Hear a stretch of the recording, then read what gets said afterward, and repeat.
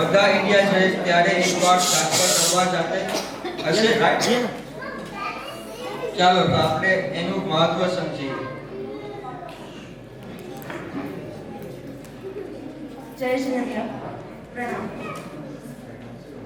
મંદણી રાણકપુરની ઊંચાઈ તરંગાની કોટારીની અબુગીરીની અને મહિમાશ્રી શત્રુંજયનો કહેવાય છે. શત્રુંજય તીર્થ શાશ્વત છે, એને કોઈએ બનાવ્યો નથી. જેમ નવકાર મંત્ર શાશ્વત છે એમ આ તીર્થ પણ શાશ્વત છે. આ ગિરિરાજ ઘટશે પરંતુ સર્વશ છે. એમાં આ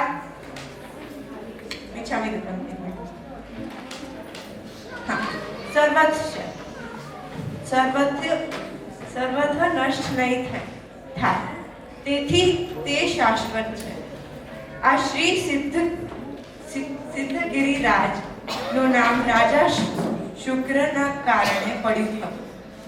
શુક્ર રાજાએ 6 મહિના સુધી વિમલગિરી પર એકાક્ષણા તપ સાથે ભગવાન ઋષભદેવને ધ્યાન ધરીને સાધના કરી શત્રુ પર વિજય મેળવ્યો હતો. ત્યાર પછી રાજાએ દીક્ષા લઈ કેવલ જ્ઞાન પામી મોક્ષ ગયા હતા. તેથી આ તીર્થને શત્રુંજય તરીકે ઓળખાવવામાં આવે છે.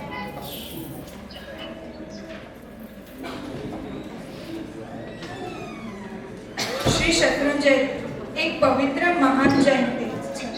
મહાત્માઓ કહે છે કે જે જીવ મનુષ્ય ગતિમાં ગિરિરાજના દર્શન નથી કરતા તે પશુ જેવા હોય છે. તેથી ઘણા ભક્તો વર્ષમાં ઓછામાં ઓછા એકવાર આ તીર્થની યાત્રા કરવા જાય છે અને આ અદ્ભુત આનંદનો અનુભવ કરે છે. શ્રી ઋષભદેવ ભગવાન પ્રથમ જૈન તીર્થંકર આ તીર્થને 99 વખત એટલે કે 99 ટાઈમ્સ વિહાર કરી ચૂક્યા છે. આ જમીનનો દરેક ટુકડો એમના પગના સ્પર્શથી અપાર આશીર્વાદ છે. અહીં ભગવાનની પ્રતિષ્ઠા થાય ત્યારે પ્રતિમામાં રહેલા પરમાત્માએ 7 વખત શ્વાસોશ્વાસ લીધા હતા. આ તીર્થ પર લાખો સંત આત્માઓ પોતાના દુષ્ટ સ્વભાવ જેવા કે રાગ, દ્વેષ, મોહ, માયા, લોભ જેવા કશાય ઉપર કાબુ મેળવીને નિર્વાણ પ્રાપ્ત કરી ચૂક્યા છે. શ્રી શત્રુંજય તીર્થની ઊંચાઈ તળેટીથી 2000 ફીટ છે. આ તીર્થમાં 700 ડેરીઓ છે જેમાં હજારોથી વધુ જૈન દેવી દેવતાઓની મૂર્તિઓ છે. પર્વતની તળેટીથી મૂળ નાયક શ્રી આદિનાથ ભગવાનના ગભારા સુધી જવા માટેનો રસ્તો લગભગ 4 કિલોમીટર લાંબો છે. આ રસ્તો ચડવા માટે લગભગ 3750 પગથિયા છે. તળેટીથી લગભગ 3 કિલોમીટર ચડ્યા પછી 2 રસ્તા દેખાય છે. એક રસ્તો શ્રી આદિનાથના મુખ્ય ગર્ભ તરફ જાય છે, જ્યારે બીજો રસ્તો શ્રી નવદુપ તરફ જાય છે, જે આખરે શ્રી આદિનાથના ગર્ભ તરફ ગભારા તરફ લઈ જાય છે. અને આ નવદુપના રસ્તે પર આવતી ટૂંક છે. શ્રી આદિનાથ ભગવાનની મુખ્ય ટૂંક મોટી શાહ બાલાવસી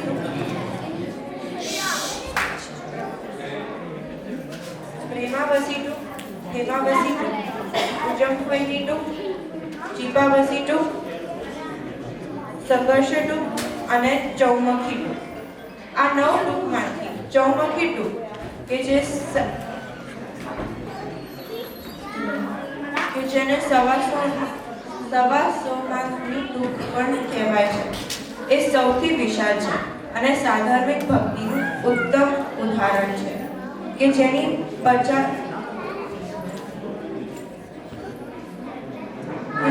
પછાત એક સુંદર ઇતિહાસ રહેલો છે. તો ચાલો આપણે સૌ સવાસોમાંની ટૂંકની સ્થાપના કેવી રીતે થાય એ સમજીએ અને સાધાર્મિક ભક્તિની ભાવના ભાવીએ.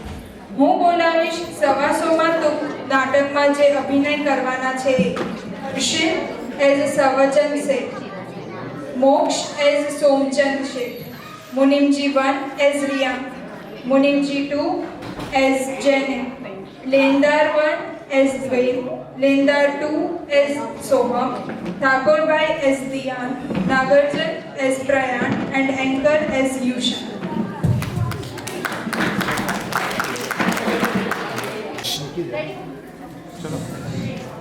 અરે પતિત કર્ણના પાનોના શું સમાચાર છે? 6 મહિના થઈ ગયા છે. શું થયું હશે?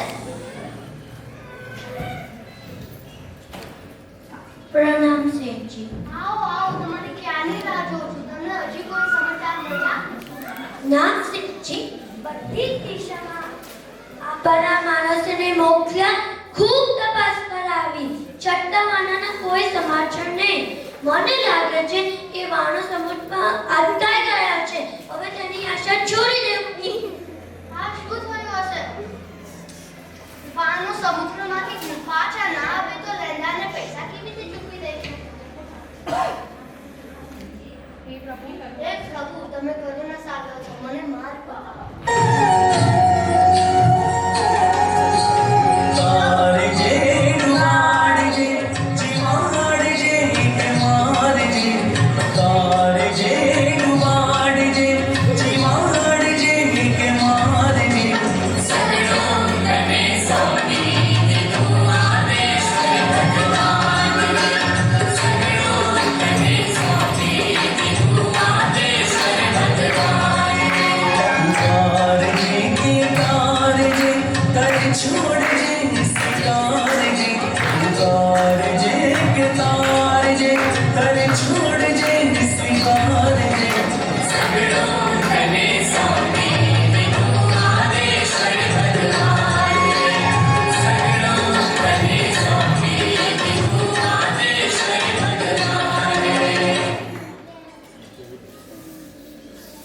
શેઠજી, આ લોકો ગ્રાન્ડી કરવા માટે આવ્યા છે. તેની લાઈન લાગી ગઈ છે. હવે શું કરીશું? કઈ નહીં મુનિમજી, આપણે આપણી બધી જ સંપત્તિ આપી દઈશું. જરૂરત અને એનું દેવું ચૂકવી દઈશું. જરૂરત પડશે તો તમારું ઘર, સોનું અને ચાંદી પણ આપી દઈશું. ઠીક છે શેઠજી. શેઠના આ ડૂબવાના સમાચાર ધીરે ધીરે આખા નગરમાં ફેલાય છે અને ઉઘરાણી કરવાની લાઈન લાગી રહી છે. શેઠ અને મુનિમ બંને ચિંતામાં છે. શેઠ એમની બધી સંપત્તિઓ લેન્ડારોને આપતા જાય છે. ધીરે ધીરે શેઠજી અબજોના માલિકથી રોડ પર આવી જાય છે.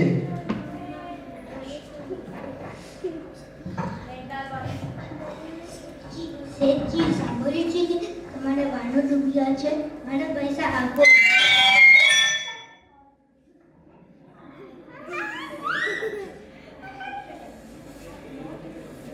હા, એક મિનિટ.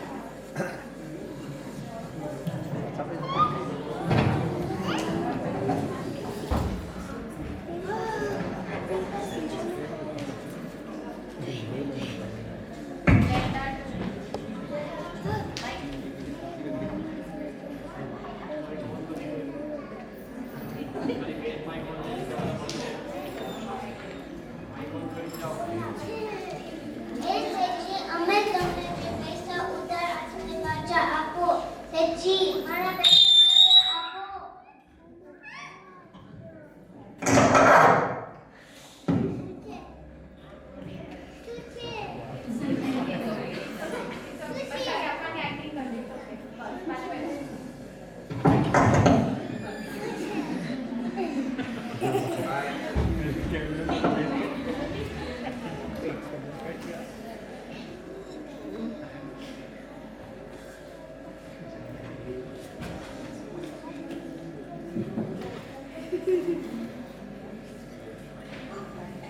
એ ઠાકોરભાઈ, તમને ખબર છે સિંહ માલ પ્રદર્શિત ડૂબી ગયા છે. તમે ખેંચી જજો, નહીં તો તમારા પૈસા પાર ડૂબી જશે. બધા લેન્ડર પોતાના પૈસા પાછા લઈ આવ્યા છે. શું થયું? હું તો હમણાંની પાસે ઉઘરાણી કરવા જતો હતો.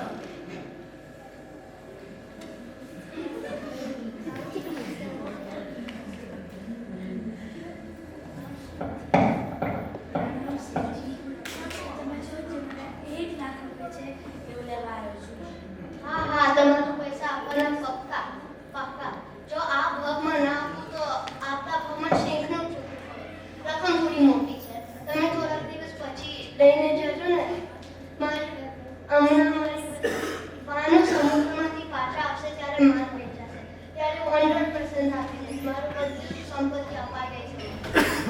ના ના શેઠજી, મને તો મારા પૈસા હમણાં જ તમારે તો મને હમણાં જ આપવા પડશે.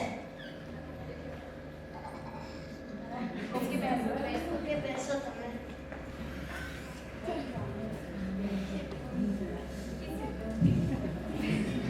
શેઠજી, જાશો નહીં. મેં સાંભળ્યું છે અમદાવાદના ધનાસુતરી પોલમાં એક સોમચંદ નામના મોટા શેઠ છે. એમનો વ્યાપાર સારો ચાલે છે. એ આપણા જૈન ભાઈ છે. એમનું સાધવની પત્નીના અનેક કિસ્સા છે. એ તમે એમની પાસે મદદની આશા રાખી શકો છો. શેઠ ટેન્શનમાં છે. શું કરવું સમજાતું નથી. ચાલો નવકાર ગણીને પત્ર લખીએ, પછી જે થાય છે. કઈ વ્યક્તિગત કે પર્સનલ જાણતો નથી તો કેવી રીતે આપશે? ભગવાનનું સ્મરણ કરી એક પત્ર લખે છે. લખતા લખતા આંખમાં આંસુ આવે છે.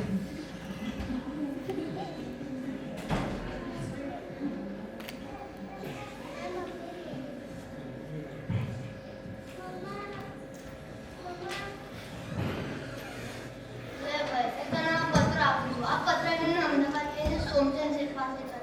મારું નામ આપજો ને એ તમને 1 લાખ રૂપિયા આપી દેશે. મારું આ કાગળિયામાં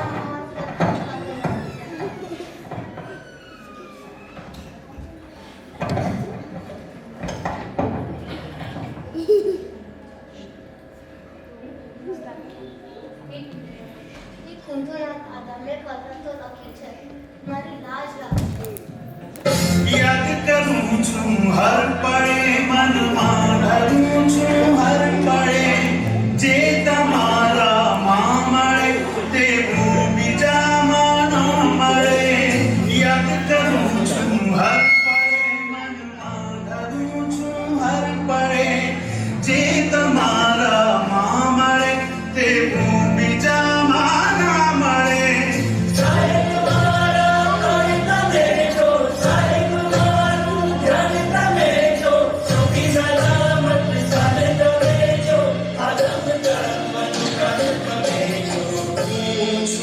તમારું તમે છો મારા. હું છું તમારું તમે છો મારા. ઠાકોરભાઈ શોધતા શોધતા સોમચંદ શેઠ પાસે પહોંચે છે અને સોમચંદ શેઠને પ્રેમ પત્ર બતાવે છે.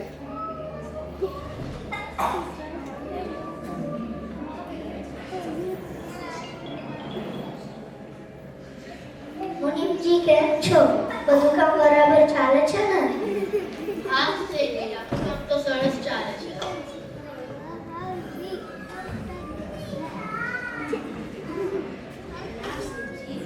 પ્રણામ. બોલો ભાઈ, કેમ આવવાનું થયું?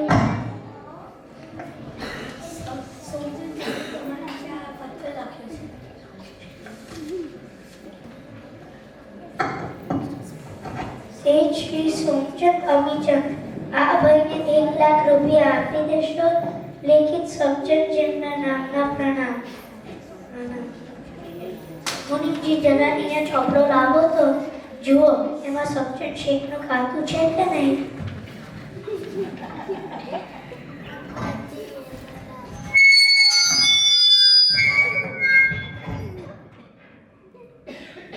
કોઈ ખાતું દેખાયું જ નહીં. એમની સાથે કોઈ જ કોન્ટેક્ટ નથી. આ પત્ર કોણે લખ્યો હશે? નક્કી મારો સાદાની કોઈ મુશ્કેલીમાં જ હોવો જોઈએ. આ પડેલા આંસુ એના ભક્તોની મુશ્કેલીઓને જણાવે છે. જાણે જૈનભાઈ તકલીફમાં મારી સંપત્તિ કામમાં ના આવે તો શું કામની? મુનિમજી, ઠાકોરભાઈને 1 લાખ રૂપિયા ગણીને આપી દો. કોઈ ખાતું નથી, કોઈ ઉધાર નથી. એ ભાઈને જમતા પણ નથી. એટલી મોટી રકમ કેમ અપાય? અને એ લખીને કોને આપવું? ખર્ચ ખાતે મારા નામે લખી નાખો.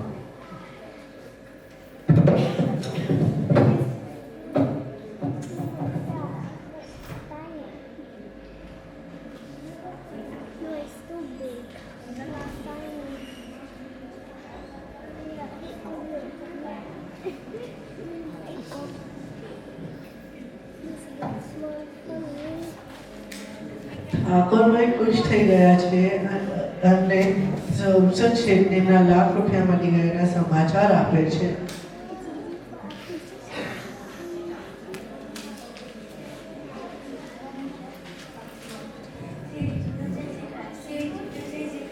મને મારા 1 લાખ મળી ગયા છે.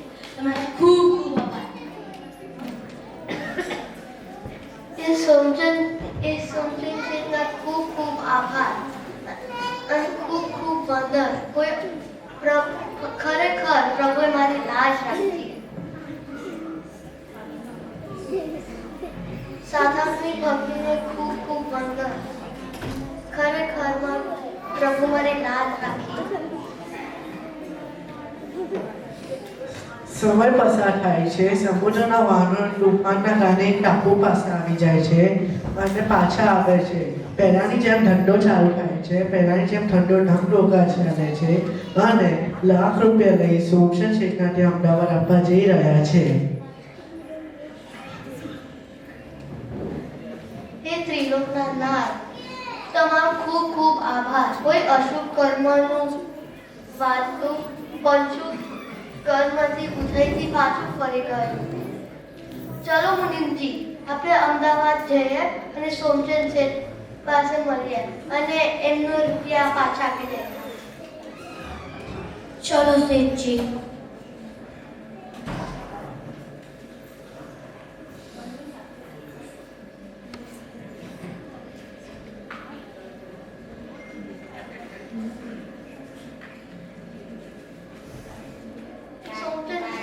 સોમચંદ શેઠ, જય જિનેન્દ્ર. આ લો શેઠજી, આપે રકમ વ્યાજ સાથે લઈને આવ્યો છો. આપ સ્વીકાર કરો. ના, કોણ છો તમે? શેના રૂપિયા? હું તો તમને જાણતો જ નથી. તો એ ભાઈને 1 લાખ રૂપિયા આપ્યા હતા ને, એ મારું નામ આપીને ગયા હતા. ચોપડામાં જોઈ લો. મને એમની ચોપડો લાવો તો.